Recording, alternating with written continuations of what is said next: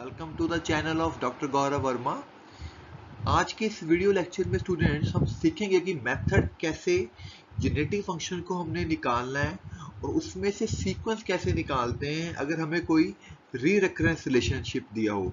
यानी कि हमें अगर कोई री रेकरेंस रिलेशन दिया गया है तो उसमें से जेनेटिक फंक्शन कैसे निकालना है और उसका सीक्वेंस कैसे निकालना है। तो स्टार्ट करते हैं स्टूडेंट्स।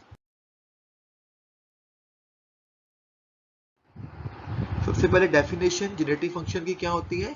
जैसे कि मैंने आपको प्रीवियस लेक्चर में बताया था, genetic function is basically summation S N Z की पावर एन। एन जीरो से इन्फिनिटी होता है और इसको ऐसे खोल के भी लिख सकते हैं। ये जेनेटिक फंक्शन का फार्मूला होता है, याद रखना है आपने, क्वेश्चन करते समय ये काम आएगा। समेशन एस एन जेड की पावर एन, एन जीरो से इन्फिनिटी होता है यहाँ पे। ठीक है जी। अब हमारे पास जेनेटिक फंक्शन के बेटा फार्मूले भी हैं। ठीक है, फार्मूले क्या है, अगर हमें सीक्वेंस पता है we can find genetic function. जैसे अगर आपकी सीक्वेंस ए है, कांस्टेंट नंबर है, तो ये इसके जेनेटिक फंक्शन का फार्मूला होएगा। ठीक है, अगर आपकी सीक्वेंस ए बी एन है तो ये इसकी जेनेटिक फंक्शन का फार्मूला होएगा। अगर सीक्वेंस एन है तो ये इसकी जेनेटिक फंक्शन का फार्मूला होएगा। ये फार्मूले उल्टे भी लगते हैं। अगर आपको जेनेटिक फंक्शन पता है तो उसके कॉरेस्पॉन्डिंग ये सीक्वेंस होगी। मगर आपका मान लो जेनेटिक फंक्शन है 5/1 - 3z। ठीक है, तो इसके कॉरेस्पॉन्डिंग क्या फार्मूला लगेगा आपका, क्या बन जाएगा, ये हो जाएगा 5/3n सीक्वेंस का, ये इसके अकॉर्डिंग। तो ये फार्मूले याद रखने, क्वेश्चन करते समय काम आएंगे। अब हमने मेथड जो मैंने डिस्कस किया ये सीखना है, ये कैसे जेनेटिक फंक्शन निकालना है अगर मुझे री रेकरेंस रिलेशनशिप दिया गया है। अगर आर्टिकल भी आ सकता है आपको पेपर में। मान लीजिए it is a re recurrence relation that is given to me. ठीक है, एन आर से बड़ा है। हम क्या करेंगे, इस रिलेशन को मल्टीप्लाई करेंगे जेड की पावर एन से और इसके आगे समेशन लगा देंगे एन आर टू इन्फिनिटी। तो देखो सारे के आगे एस जेड एन से मल्टीप्लाई कर दिया गया और summation n r to infinity लगा दिया गया। अब हमने क्या करना है, इस एक्सप्रेशन में, इस इक्वेशन में, जो ये मेरी 1 नंबर इक्वेशन है, इसमें जेनेटिक फंक्शन को लेके आना है, क्योंकि ये जेनेटिक फंक्शन की डेफिनेशन होती है। देन राइट ईच टर्म, जितनी भी ऊपर टर्म्स हैं, ये वाली हमारी समेशन में, ये वाली, ये वाली, ये वाली, इन सभी टर्म्स को हमने जेनेटिक फंक्शन की वैल्यू में लिखना है। Right each term in the terms of genetic function. तो फिर वहां से सॉल्व करके हमारे पास जेनेटिक फंक्शन आ जाएगा। जब जेनेटिक फंक्शन आ जाएगा तो उसके कॉरेस्पॉन्डिंग हम सीक्वेंस निकाल लेंगे। ठीक है, ये तो आर्टिकल है, क्वेश्चन करते समय ज्यादा क्लैरिटी आएगी। कुछ हमारे पास इंपॉर्टेंट रिजल्ट्स भी हैं सीक्वेंस के ऊपर। अगर एस और टी दो सीक्वेंस होती है तो अगर उनको प्लस किया जाए तो उसको अलग अलग करके भी लिखा जा सकता है। C times sequence s n is equal to c s n हो जाएगा। S t n is equal to s n t n. ये कुछ रिजल्ट्स हैं, आपने याद रखने। ठीक है, एक हमारे पास होता है कॉन्वोल्यूशन ऑपरेशन। अगर दो सीक्वेंसेस हैं एस और टी, उनके बीच में कॉन्वोल्यूशन है, ये कॉन्वोल्यूशन का साइन होता है ये वाला। ठीक है, तो उसको लिखने का तरीका होता है s r t n minus r, r zero से इन्फिनिटी होएगा। ठीक है, एक होता है हमारे पास पॉप ऑपरेशन, उसका साइन अपवर्ड होता है। अगर ऐसे अपवर्ड साइन हो तो उसमें क्या करना है, एन में +1 कर देते हैं।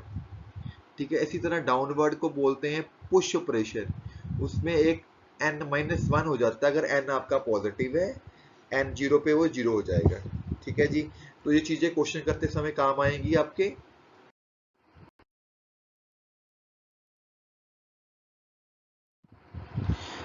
तो अब हम सीधे ही एक एग्जांपल शुरू करते हैं बेटा जी। ये इसको हमारा एक री रेकरेंस रिलेशनशिप दिया गया है। ठीक है, इसमें से जेनेटिक फंक्शन निकालना है जैसे कि मैंने आर्टिकल बताया। तो सबसे पहले क्या करेंगे, इस इक्वेशन को जेड की पावर एन से मल्टीप्लाई कर देंगे। ठीक है, अब आपने इस री रेकरेंस का ऑर्डर देखना है। देखो यहाँ पे एस एन है, यहाँ पे एस एन माइनस टू है, दोनों का जो डिफरेंस है 2 का है, तो यानी कि इसका ऑर्डर 2 है। तो हमेशा ऑर्डर के हिसाब से समेशन लगाना है। तो आप इस इक्वेशन में एन 2 से लेके इन्फिनिटी तक समेशन अप्लाई कर दोगे। देखो एन 2 से इन्फिनिटी, एन 2 से इन्फिनिटी, एन 2 से इन्फिनिटी, और सारी इक्वेशन को जेड एन से मल्टीप्लाई कर दिया गया। ठीक है जी। अब जो पहली टर्म है आपकी, उसको स्टूडेंट्स बड़े ध्यान से समझना इस चीज को आपने। ये वाली जो टर्म है, हमें पता है जो जेनेटिक फंक्शन होता है बेटा, उसका फार्मूला क्या होता है। वो होता है S0 plus S1Z plus S2Z square so on. ठीक है। अब अगर आप देखो S2Z स्क्वायर, अगर इसमें मैं n को पुट करना शुरू करूं 2, तो वो बनेगा S2Z स्क्वायर, फिर आएगा S3Z क्यूब, यानी कि यहां से शुरू हो रहा है वो चीज। ठीक है। तो इन दोनों चीजों को इधर के माइनस कर दो, तो इस चीज की वैल्यू क्या बन जाएगी, ये चीज, ये आपका GSG बन गया माइनस S0 S1Z। ठीक है। यानी कि n2 से इन्फिनिटी स्टार्ट हो रहा है ना आपका वो, तो हमने क्या किया, यहाँ पे ध्यान से देखो, यहाँ पे आपका जो n है वो 2 से इन्फिनिटी स्टार्ट हो रहा है, तो मैंने क्या किया, इसको 0 से स्टार्ट कर दिया, उसमें जो पहली दो टर्में माइनस कर दी, क्योंकि स्टार्ट 2 से होता है, तो इसमें S0 S1 नहीं होएगा, तो मैंने यहाँ पे n 0 से स्टार्ट कर लिया। जब n 0 से स्टार्ट होगा तो वो आ जाएगा S0 प्लस S1Z, वो टर्म इसमें नहीं थी तो इसमें से माइनस कर दी। अब ये जो सेकंड टर्म है, देखो पहली टर्म में हमेशा ऐसी ही सेटिंग होगी, जितने भी क्वेश्चंस हैं हर बारी आपने ऐसे ही लिखना है इस टर्म को। जो सेकंड टर्म होगी वहां से क्या करना है, एक n-1 कर देना है यहाँ पे और एक z बाहर ले आना है, और जो इसकी लास्ट टर्म होगी हमेशा यहाँ पे n-2 कर देना है, मतलब 2z कम करके z स्क्वायर बाहर रख लेना है आपने। ठीक है जी, ये चीजें ध्यान रखने वाली हैं, स्टेप्स आपको समझा दिया गया है। एक क्वेश्चन समझ आएगा तो सभी में ऐसे ही करना है जी। ठीक है जी। अब आपको ये जो चीज है, what is this generating function. ठीक है। S0 की वैल्यू हमें दी हुई है 10, S1 25, तो ये तो इतना तो ओके हो गया। अब ये जो इतना पार्ट है भाई, आपने हमेशा वैल्यू पुट करके देखना है। जब n को 2 पुट करेंगे ना, ये बनेगा S1Z1, यानी कि S1Z1 S2Z2 से स्टार्ट हो जाएगा। तो मैं क्या करता हूँ, यहाँ पे माइनस S0 करके इसको n1 कर देता हूँ, क्योंकि जब n1 करूंगा तो ये शुरू हो जाएगा S0Z0 से, तो इसमें S0 नहीं था ना, तो माइनस S0 आ जाएगा, और ये वाला आपका जेनेटिक फंक्शन ही बन गया, क्योंकि जब n को 2 पुट करोगे S0 आ जाएगा। ठीक है। 3 पुट करोगे S1, ये तो पूरा जेनेटिक फंक्शन बन गया। तो आपने यहाँ पे इस तरह क्रैम कर सकते हो कि जो पहली टर्म होगी उसमें दो चीजें माइनस होती हैं, सेकंड टर्म में से एक चीज माइनस होती है, और इसमें कोई भी माइनस नहीं होएगा। इसकी तरह से आप थोड़ा सा आइडिया भी ले सकते हो, क्रैम भी कर सकते हो। ठीक है जी। तो उसके बाद अब आपने इनकी वैल्यूज पुट कर देनी है S0 की, जहां जहां S0 दिखता है। ठीक है। तो यहाँ पे वैल्यू 10 होगी। ठीक है। सारी ब्रैकेट्स खोल दीजिए, 3 जगह जी आ रहा है जो मैंने अंडरलाइन किया है, इनको इकट्ठा कर लो, बाकी टर्म्स को राइट हैंड साइड में ले गए हम, तो इसको नीचे के डिवाइड कर दो, तो ये आपके पास जेनेटिक फंक्शन निकल के आ गया। ठीक है। तो अब इसमें से सीक्वेंस निकालना है। पिछली वीडियो आपने मेरी देखी है, तो पहले क्या करेंगे, जो नीचे वाली चीज है उसके फैक्टर बना लेंगे, फैक्टर बना के इतना आ जाएगा आपके पास। ठीक है। अब इसको एक्सप्लेन नहीं किया जाएगा क्योंकि पिछली वीडियो में सिखाया गया है। इसके आपने पार्शियल फ्रैक्शंस बना लेने हैं। ठीक है। तो ये इस तरह अलग अलग हो गया। और जब ये अलग अलग हो गया, यहां से आप क्या कर सकते हो, सीक्वेंस निकालोगे। ये अलग अलग हो गया, तो आपको फार्मूले बताए थे, इसका हो जाएगा सीक्वेंस 3 2n, ये लिखा ही हुआ है यहाँ पे 1 है और 4 की है। तो जेनेटिक फंक्शन निकालना जरूरी है, सीक्वेंस आप बना लोगे। ठीक है। अब अगला क्वेश्चन में सेम स्टेप वैसे ही चलेंगे। देखो, हमेशा z की n n2 से इन्फिनिटी मल्टीप्लाई होएगा, जैसे पीछे बताएगा, इसमें से हमेशा दो चीजें माइनस की जाएंगी। यहाँ पे एक सेटिंग z की n-1 हो जाएगा, यहाँ पे n स्केयर हो जाएगा। हम यहाँ पे हमेशा S0 आया करेगा, ये ऐसे कैसे g बन जाया करेगा। यहाँ पे S0 g S1 की वैल्यू पुट करो, ये g बन जाएगा। ठीक है। ब्रैकेटें खोल के g वाली टर्म में आपने इकट्ठी कर लेनी है। तो ये पिछला ही क्वेश्चन चल रहा है सारा। ठीक है। दोबारा यहाँ पे शो किया गया, पर इतना काम दोबारा समझ लो कि हमेशा इसकी वैल्यू हमेशा ये बनेगी आपकी। तो इस वाले में हमेशा z n-1 करके z बाहर रखना है, यहाँ पे n-2 करके z स्क्वायर रखना है। ये हमेशा g का g लिखा जाएगा ऐसे, और इसमें हमेशा एक टर्म माइनस होगी S0 g लिख के। ठीक है। तो g हर टर्म में g आ जाएगा, g कलेक्ट करके ये आपके पास एक जनरेटिंग फंक्शन आ जाएगा। इसके पार्शियल फ्रैक्शंस बनाइए। ठीक है। यहां से आपकी सीक्वेंस का आंसर आ जाएगा।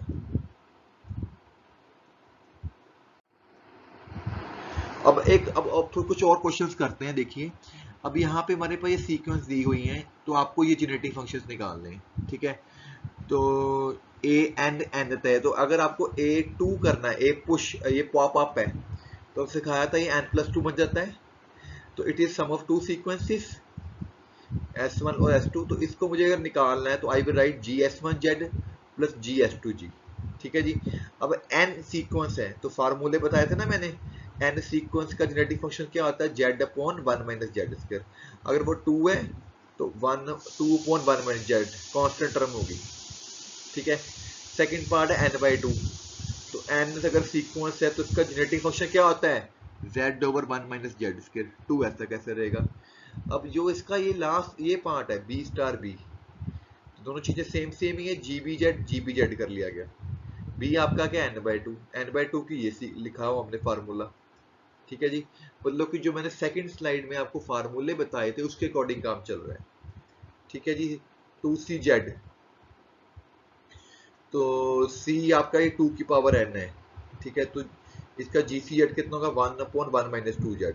अगर 2C कर दोगे तो वहां पे 2 आगे लग जाएगा। तो सिंपल क्वेश्चन है, अगर आपको सीक्वेंस के फार्मूले आते हैं then you can write there generative functions correspondingly. अब ये क्वेश्चन कुछ ऐसा ही है। अब ये सीक्वेंसेस के ऊपर क्वेश्चन है, ये SN सीक्वेंस है, ये TN सीक्वेंस है, S स्टार TN निकालो। तो पीछे इसका फार्मूला बताया था, इसी कन्वोलेशन, अगर दो सीक्वेंस के बीच में कन्वोलेशन हो तो उसका फार्मूला होता है SR T की N माइनस R, R 0 से N, ठीक है। 0 से N होता है, ध्यान रखना है आपने। अब SR का मतलब क्या हो गया, R square plus 1। TN minus R का मतलब यहाँ पे N माइनस R कर दो,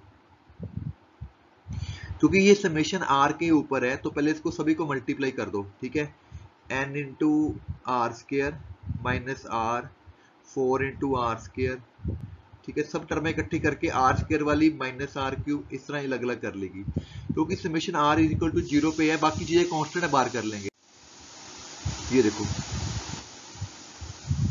यहाँ पे, तो समेशन आर स्क्वायर का फार्मूला आपको आता ही है, वो होता है n प्लस 1 2n अपॉन 6।